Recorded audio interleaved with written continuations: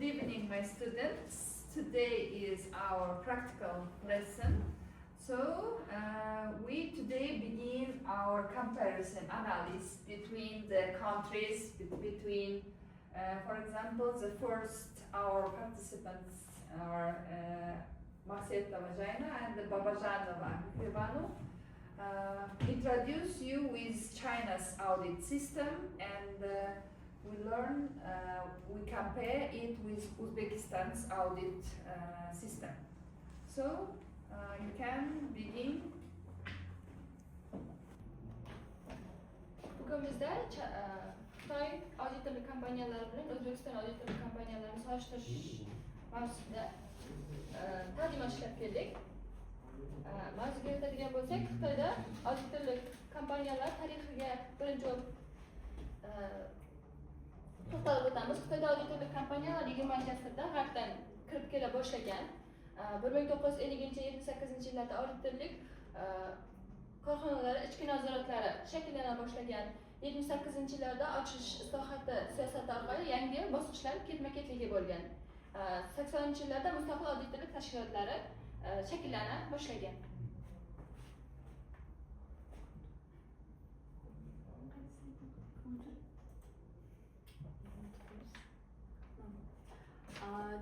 Overview of auditing organization in Uzbekistan and China.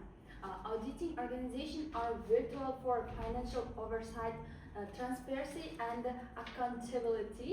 Both Uzbekistan and China have developed their auditing systems to improve governance and audit with international standards.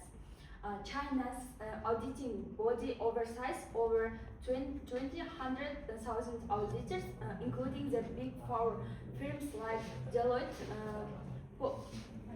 PricewaterhouseCoopers, and KPMG with advanced digital technologies such as AI, blockchain. Uzbekistan's auditing sector is smaller but is adopting digital tools to enhance efficiency. Chinese auditing systems began in 1983 with the establishment of the National Audit Office, marking its evolution from financial control to anti-corruption and management efficiency. Uzbekistan's systems has evolved since its independence with Kate Milan's in the 1880s. China leads in digital innovation, implementing automatic data analysis, blockchain, and AI in auditing. Uzbekistan is modernizing its practices, adopting smaller technologies to improve transparency and align with global standards for setting a more robust auditing environment. Xitoyda 2000dan ortiq auditorlik firmalari auditorlar bo'lib, ulardan 10 minglab auditor va ichki audit yoki xususiy firmalarda faoliyat olib boradi. Auditorlik firmalari esa 9 mingdan ortiq bo'lib hisoblanadi. Bularda xalqaro auditorliklar Big Four ham Xitoyda to'rtalasi ham Big Four'da mavjud bo'lib hisoblanadi. Masalan, Deloitte Pekinda ofisi bor.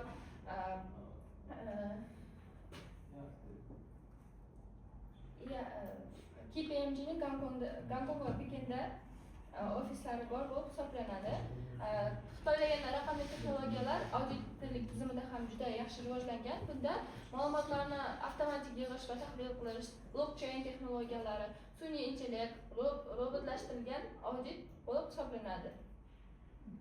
So, regulatory frameworks in Uzbekistan and China.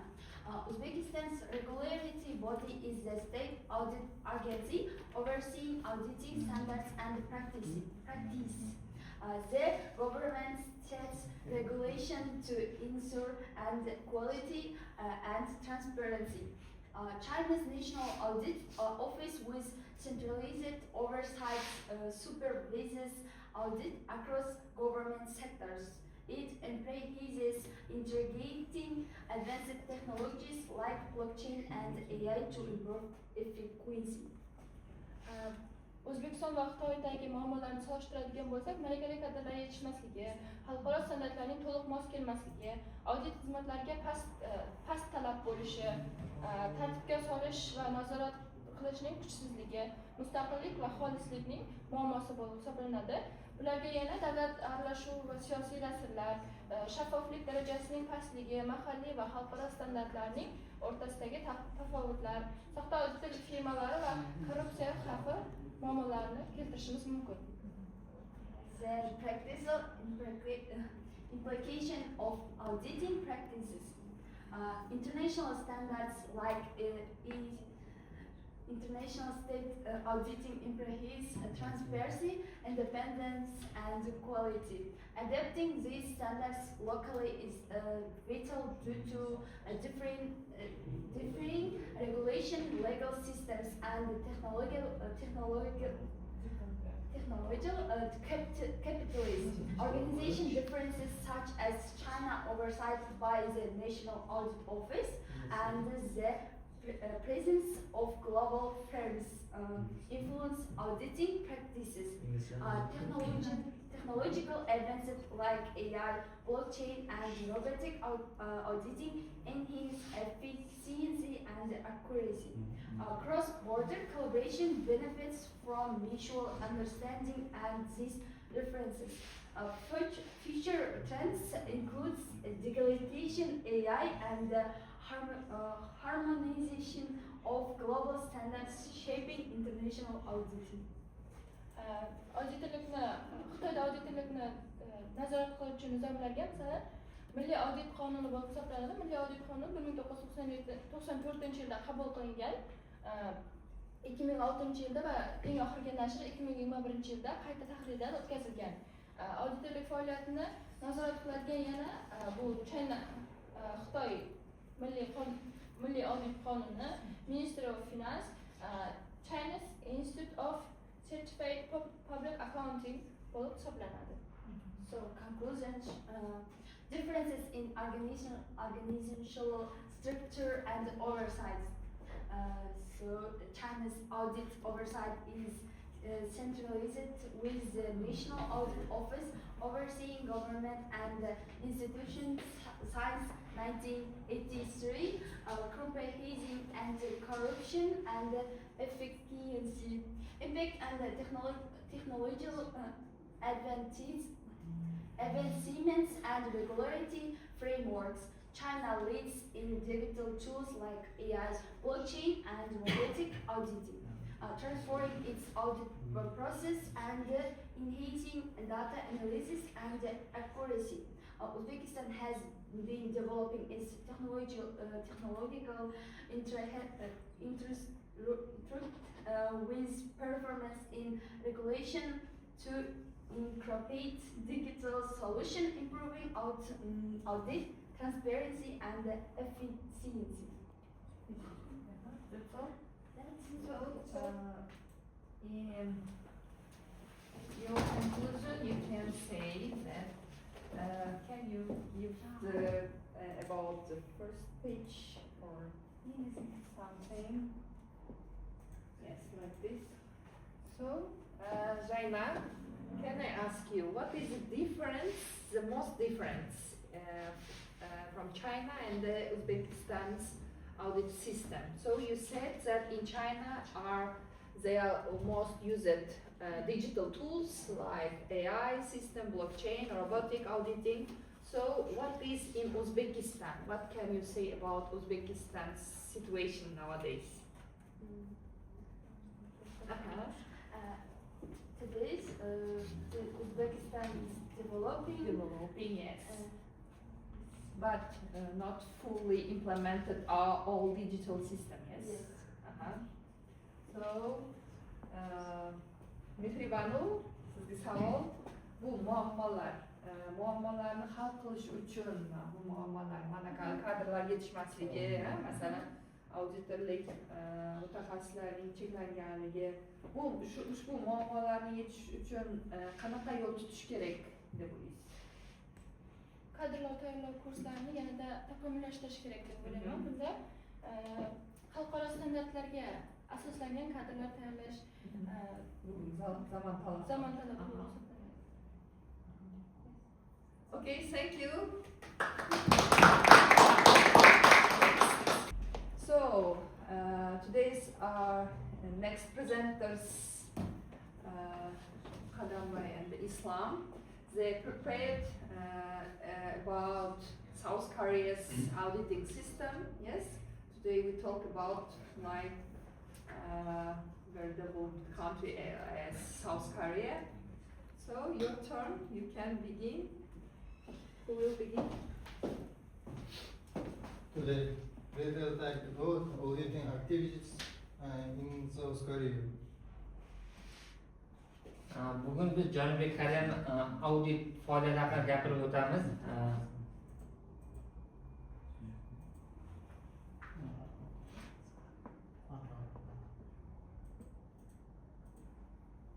Auditing is a professional business activities focused on ensuring the reliability and transparency of financial systems. Auditing is its main objective is to supply the financial market and investor with relevant financial information. Dastlab biz Janubiy Koreyaning audit faoliyati haqida gapirib o'tishdan oldin u audit haqida katta ma'lumot berilishi kerak bo'ladi. Audit bu moliyaviy hisobotlarning ishonchliligi va shaffofligini ta'minlashga qaratilgan professional biznes faoliyat turi bo'lib hisoblanadi. Bunda uning asosiy maqsadi moliya bozorini o'rganish, investorlar ishonchli moliyaviy ma'lumotlar bilan ta'minlashdan iborat bo'ladi. The audit systems in South Korea is revolution with the following regulated real activities.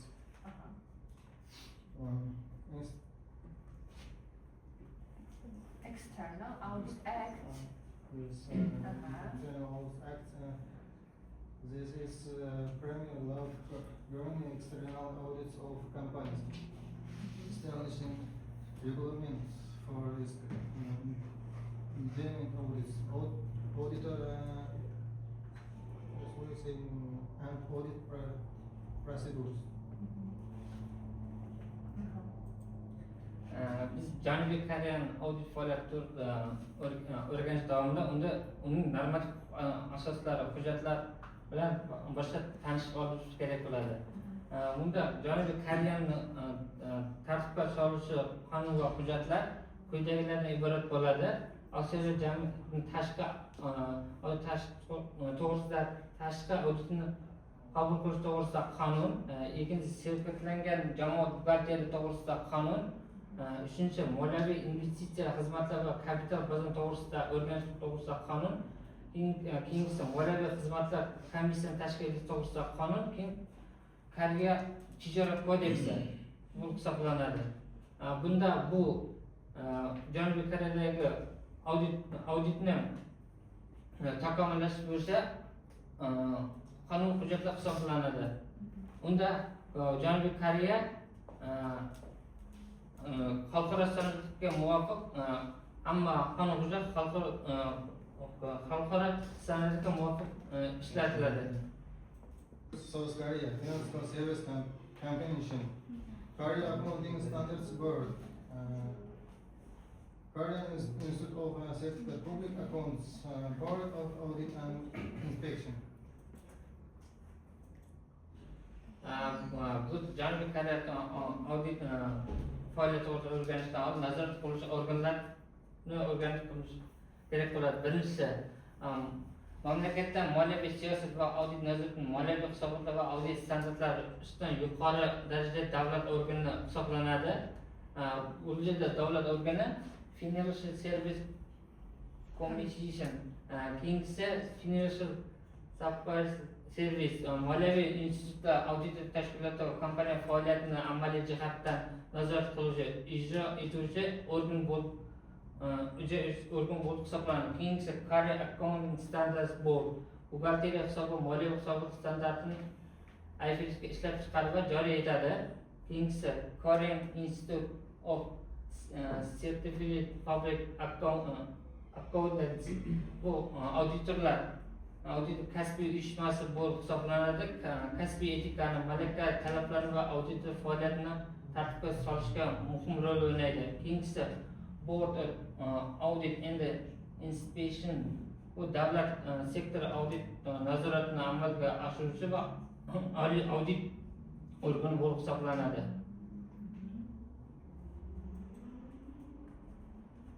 The importance of auditing. Auditors provide mandatory and voluntary audits as well as other consulting services. Large organizations such as banks, insurance companies and joint stock companies. Mandatory audits once a year. The foreign audits plays an important role in the Korean economy. Auditning ahamiyati. Auditor majburiy va ixtiyoriy auditlarni, shuningdek boshqa maslahat xizmatlar ko'rsatadi. Koreyada auditning maqsadi iqtisodiyotga eng katta rol o'ynaydi. Yirik tashkilotlar, banklar, sug'urta va kompaniyalar aksiyadorlik jamiyatlarning yiliga bir marta majburiy auditdan o'tadi. Bunda Janubiy Koreyada auditning roli boshqa yo'nalishga qaragan eng katta rol o'ynaydi. Keyin Janubiy Koreyada boshqa davlatga qaraganda auditor kompaniyalar soni Janubiy Koreyada ko'p hisoblanadi. Bu yerda Janubiy Koreyada audit tashkilotlarning statistikaga qaraganda Janubiy Koreyaning tashqi auditga tortilgan korporatsiya soni o'sdi. Oxirgi yilda auditor tomonidan tekshirilgan kompaniyalar soni 2.2% ga o'sib 42.118 ga yetdi. Bu ko'rsatkich o'tgan yilda muntazam o'sish trendini davom ettirmoqda. Bundan tashqari barcha auditor soni ham oshdi. So'nggi ma'lumotlarga ko'ra, barcha audit firmalar amalga oshirgan tashqi audit soni 36.750 ga yetib 6.1% ga o'sdi. Koreyada 254 dan ortiq audit firmalar faoliyat yuritadi. Bu audit tashkilotlarining katta to'rtligi ham bu Janubiy Koreyada mavjud bo'ladi. Keyin auditdan ro'yxatdan o'tganlar soni 16.402 nafarni tashkil etib, bu o'tgan yilga 3.7% ga ko'paygan. Auditlar orasida katta firmalarga Big4 ega bo'lgan soni boshqa qaraganda ko'p hisoblanadi. Janubiy Koreyada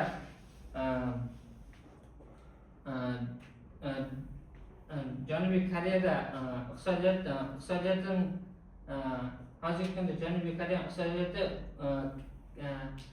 tez bora o'sib bormoqda. Uning sababi Janubiy Koreyadagi audit tizimining o'rni katta bo'ladi. Shu bilan tugadi. Savollar bormi? Demak, bizlarda bu tekshiriladigan kompaniyalar 42 mingdan ekan. O'zbekistonda qancha edi? Bizlarda o'rtacha o'tgan yilgi statistika bo'yicha 9,5 mingtaga yetgan edi. Hozir undan ham ko'paydi. Endi bizlarda auditorlar soni, sertifikatlangan auditorlar, tashqi auditorlar soni bugungi kunda qancha soni? 1226. Bu Iqtisodiyot va moliya vazirligining oxirgi bergan ma'lumoti. Bu Janubiy Koreyada auditorlar soni qancha ekan? 16. 36 36 katta firmalarda firma. tashqi auditorlar soni 36,736 ta ekan. Bizerden demek judayam farklı ravishda ko'pligini ko'rishimiz mumkin. Endi O'zbekiston Respublikasida eng oxirgi statistika bo'yicha auditorlik tashkilotlarining soni nechta edi? Kim aytadi? 167 ta, 4 ta qo'shildi, oxirgisiga 3 ta edi. Eng oxirgi kvartalda 4 tasi qo'shilib 167 ta bo'ldi. Endi Koreyada 254 ta ekan. Endi meni fikrimcha bu yerda deyarli bizlarga yaqin, lekin bu yerda Koreyada bizlarda kamida 4 ta auditor bo'lishi kerak degan joy bor edi. Auditorlik tashkiloti ochish uchun shartlari bor. Demak, shartlarning bittasi sertifikatlangan 4 ta auditor bo'lishi kerak. Koreyada bu shart yirikroq. Demak, Koreyada tashkilot ochish uchun ularda ko'proq auditorlar talab qilinadi bo'lishi va ularda ustav kapitali shartlari ham bor hisoblanadi. Shuning uchun bu soni kam bo'lgani bilan u yerda auditorlar ko'pda ishlayotgan auditorlar ko'p. Endi sizlar o'ylamasingiz kerak, bu yerda kam ekan-ku auditorlik tashkilotlari degan ma'noda emasda. Xo'p, rahmat. Nima uchun prezentatsiya uchun. Our next presenter is Razulova Danahan. She will talk about our motherland, our Uzbekistan's audit sector and how it's going on, how it's developing, its now situation. So we cannot imagine our lives without knowing our native audit system. We cannot learn another country's audit system. So in order to compare two countries, we must know our native auditing system. So you can begin, Danahan, about Uzbekistan's audit system. Today we talk about audit system in Uzbekistan and its importance in the national economy. Auditing is a professional business activity focused on ensuring the reliability and the transparency of financial statements. Its main objective is to supply the financial market and the investors with reliable financial information. The auditing system in Uzbekistan is regulated by the following legal and normative acts. First of all, presentation decrees and resolutions, the law on auditing, international standards on auditing, and the code of ethics for professional accountants. Regulatory authorities. Auditing in Uzbekistan is supervised by the government. The main supervisory organization is the Ministry of Economy and Finance. The Chamber of Auditors and the National Association of Accountants and Auditors are also authorized organizations. The importance of auditing. Auditors provide mandatory and voluntary audits as well as other consulting services. Large organizations such as banks, insurance companies, and joint stock companies undergo a mandatory audit once a year. For this reason, auditing plays a significant role in the national economy. There are studies. Here we can observe positive changes in the number of audit organizations and auditors in Uzbekistan. Auditors at the beginning of 2025, the number of auditors was 1,154. By the end of the year, this number had increased to 1,226. The number of auditors rose by 6.2%, showing steady growth in the auditing profession. Auditor organizations. At the beginning of 2025, the number of auditor organizations was 156. By the end of the year, the number of had increased to 1,067. The number of auditor organizations rose by 4.5%, reflecting growth in the auditing sector. That's all. That's all. Uh-huh. So, briefly, what can you say about auditing system in Uzbekistan, about law of audit? So you say about the mandatory audit and voluntary audit system, and in what articles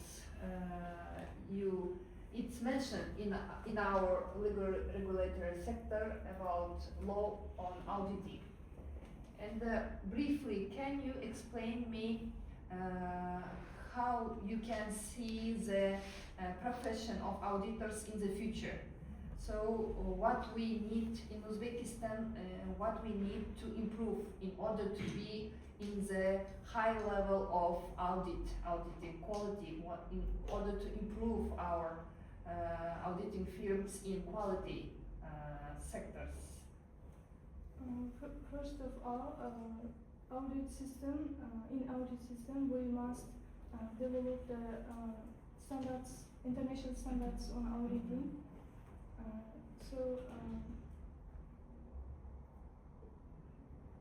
Auditors, number auditors and organizations are improving year.